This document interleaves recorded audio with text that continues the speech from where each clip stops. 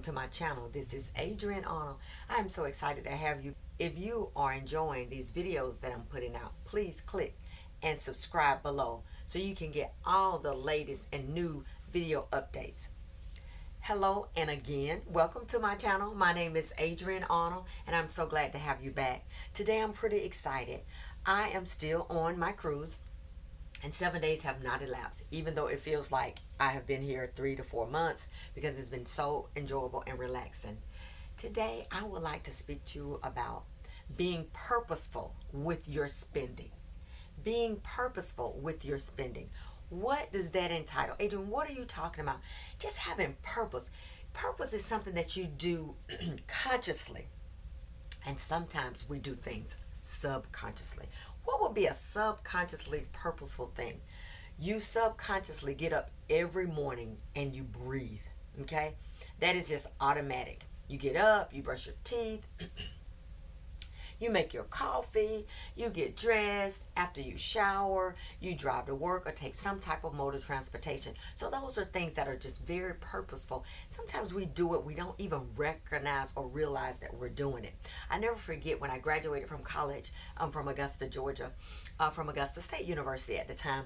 And because I went to the school so long, one day I found myself on campus. And I was like, how did I get here?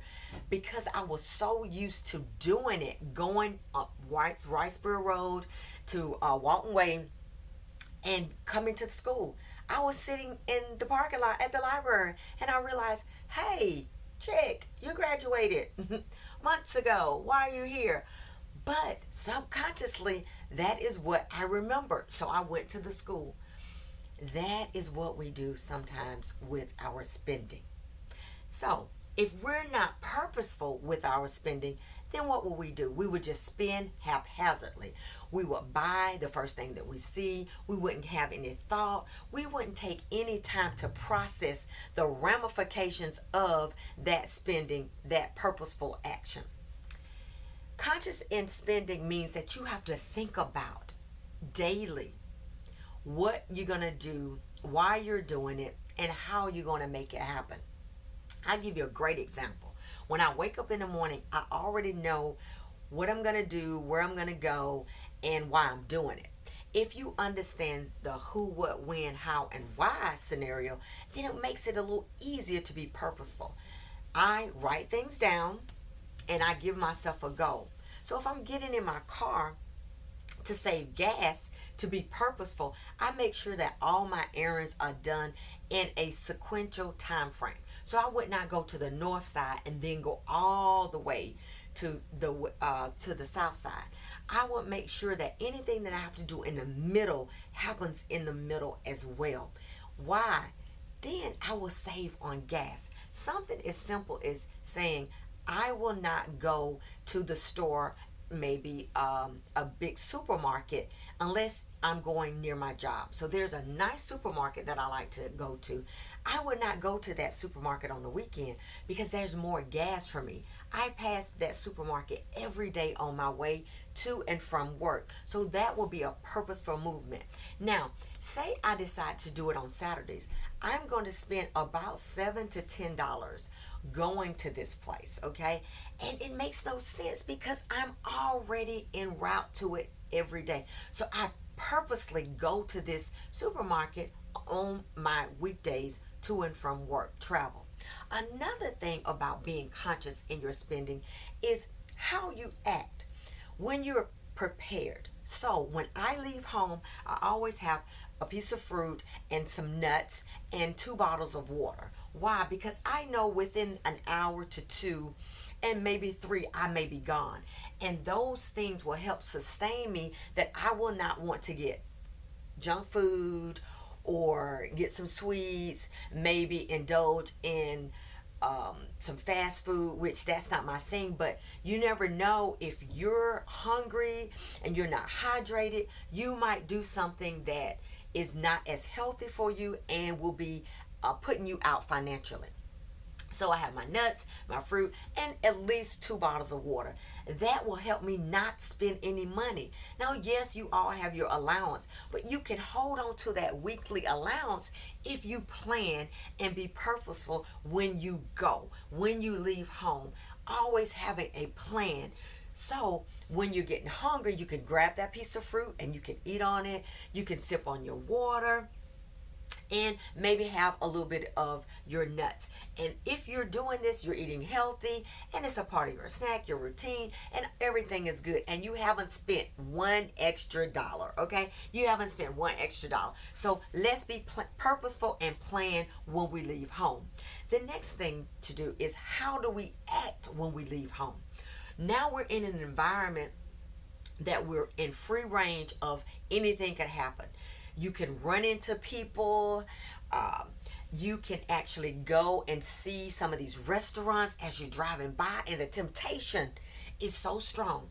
And a greater temptation is for us women that like to shop, and not trying to be stereotypical, but as women, we just like to shop. So sometimes we will go to a store if we see it.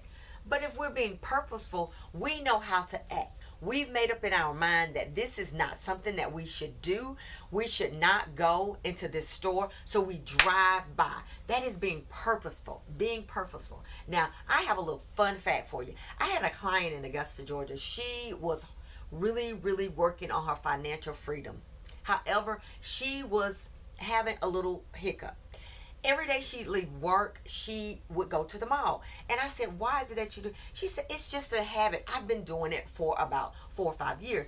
I said, that is a part of your daily routine. So now we have to structure it in such a way. You know, Augusta, Georgia is very small. But how can we get her to and from her home without passing this mall? So we can break up this gap, break up this routine behavior that is not so healthy for her wallet. We were able to have a route for her that it took her maybe a little 8 more minutes to get home. However, those 8 minutes in gas was nothing compared to the $50 and $75 a day, and sometimes $200-300 a week that she was putting out because she had no discipline. Once she stopped and went to the mall, she would purchase. So that was pretty easy. It took us about 3 weeks to get that new behavior modification in. By the 4th week, she was good, and her income went up because she was not spending money. Something as simple as changing your route. You guys, you think it sounds silly, but you have to do what it takes to be free, to be financially free. Another thing is, when you go out, you have to realize and think about, who am I around? Those people that you are around will sometimes influence your spending. Case in point, I went on vacation with a few girlfriends, and these were new girlfriends. I had not vacationed with them, and they're not used to my frugal living. And they would pick at me at work about how I spend my money. But I noticed that I spent more money being with these 2 individuals because they didn't see money as exactly like I see money. So by the 3rd day, I realized, Adrian, you're not going to stay within your budget for this trip if you keep going out to dinner with these young ladies. So I took the car and I went by Publix. Yes, a local supermarket. I went by a local supermarket, and what I did was I bought me some chickpeas, a couple of things for salads, some fresh fruits, and a couple of other vegetables, and I was able to sustain myself for the next 3 days because of the way that I eat. And I was very, very excited because I made a conscious decision. So the people that you're around, if they're not on that same financial freedom goal or spending, and I know some people say, well, I budgeted this for the vacation. However, if you're not debt free, you're probably not able or should be going on a vacation at this point, unless it's on someone else's dime.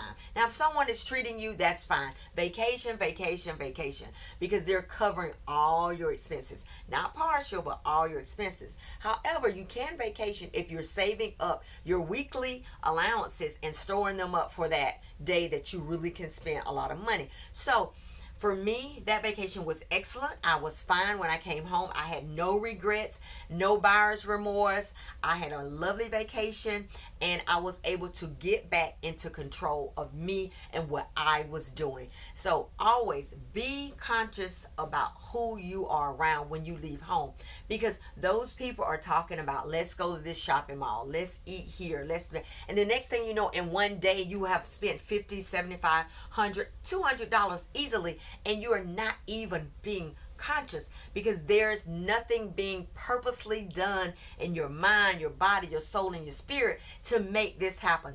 I want you to just stop right now and think about some of your girlfriends, some of your guy friends, some of your family members, some of your coworkers. Who are the influences in your life? Do these people impact you in such a way that you spend money to your detriment? You're not worried about the money that they have. You know how much money is in your checking account, your savings account. You know how much money you bring home from paycheck to paycheck. You cannot keep up with the Joneses. You know what you have. I have $40 a week allowance. And once that $40 is gone, Adrian has no more money. So I have to wait till the next week in order to get that money. Now, theoretically, I do have more money, but that is the money that I have allowed for myself outside of my emergency fund, the $40 a week. So every check, I take that $40 a week out, I put it in my little envelope, and either I spend on something that I've already thought that I need, or should I say want it. And it's okay, because that is my allowance, and I'm managing my money in such a way that I'm able to have that amount of allowance. Now, I have a client right now that has a $25 a week allowance because she spends so horribly, and her finances are not where she can be at the $40 level. Now, I know you guys are laughing like, oh, that's $160 a month. Yes, it is. But once your level of discipline, and once you start getting your debt down, then your weekly allowance can vary and fluctuate. Your weekly allowance can fluctuate. So, last thing I want to say is being conscious of your spending, knowing where you go, knowing who you're around, and know how you're acting. Those are important. But last thing I would like to say is, when you're being conscious in your spending, something that is very important is keep in mind your goals. Not just your financial goals, but your life goals. Where do you want to be? Because does that hamburger mean more to you than being able to go to that trip to Bali that you're planning on doing in the next 2 years? Does going to the party that costs you $60, is it that important for you than the goal that you have to pay off that next bill that you have? Or is, for me, going out to dinner at a fancy restaurant because it's a popular restaurant, is that more important to you than being able to pay off that Visa card that you only have about $700 more on? Come on, you guys. Think. This is for your life sustaining ability, financial freedom. You want to be out of debt. You cannot continue to do the same thing over and over and over. Now, I am on a routine, but my routine involves me being purposeful in my spending, being conscious in my spending, being conscious and thoughtful of everything I do, where I go, who I'm around, what I'm spending, and why. And we have to do that positive self-talk. So when I go to these clothing stores, I will put something in a buggy, and when I get to the checkout, before I get up front, I go back through the buggy and say, is this a want? Is this a need? Now, if I have a suit and I need a shirt or something to add, to enhance to that, then I look at it and say, okay, now how much is it? Is this even worth it? Do I have something in my closet that I already can wear? Let me tell you, 9 times out of 10, if I have 6 things in a buggy, I will put back 4, sometimes even 5. Because when you talk to yourself, when you look at it, you go back to yourself and you say, self, is this really worth it? Do I need this? Will this enhance me? Because at the end of the day, If it's taken away from your income and your goals and your objectives to be debt free, honey, put it back. It's okay. You have won the race because you made it out of the store without spending every dime that you have and every dime that you do not have. You're able to get rid of those things, leave it in the store, and walk out with your head up high and say, honey, I did that. Yes, girlfriend, I did not spend my money. I am a wise woman. I am a wise man. I am doing what is important for me, because later on you can go back and you can buy 100 of those if you so desire. But after 24 hours, 9 times out of 10, you're not even thinking about it again. You're not even thinking about that shirt, that blouse, that dress, that suit coat, whatever, those shoes, those boots. It is not even important to you. So remember, in everything you do, let's be conscious. Remember, make sure that you look and see how you're acting when you leave the home, what you're doing, who you are around. And I'm going to tell you, some of your family members, they are good as gold. You love them dearly, but they cannot save 5 cents. Do not go out in public with them if you are not able to be disciplined yourself. If your mom, your girlfriends, and even your sisters, your brothers, your cousins, your aunts, these people are great influences over your life. If you can't be disciplined, stay at home. You know, there was a little show called Lost in Space, and the little robot would say, danger, Will Robinson, danger. You need to stay away from those people that might add a little danger to your life. And we're talking about financial danger. It is dangerous to be around these people because they are not positive influences on your life. They are not, as we would say in the Bible, you're not on one accord with those people. And they don't have the light, precious faith that you have to know that you can end this race strong by being financially strong, financially free, and financially cognizant of everything you do, everything you say, where you go, who you're around. Because at the end of the day, you want a lot of people around you that's doing the same thing, because it's fun to hear the stories of how your friends and your family have been able to have such a financial impact on their lives, and that should stimulate and motivate you to do the same. Thank you again for joining me. You all have become my new family. I am so excited. And below, just tell me some of the things that you've done to stay away from those those toxic, productive people that are in your life that are not positive influencers. Tell me some fun ways that you're able to do what you need to do to keep your finances in check, and also to be able to stay on task with your financial goals. Again, my name is Adrian Arnold, and be conscious and purposeful in your spending. Have a great day till the next time. Adrian Arnold.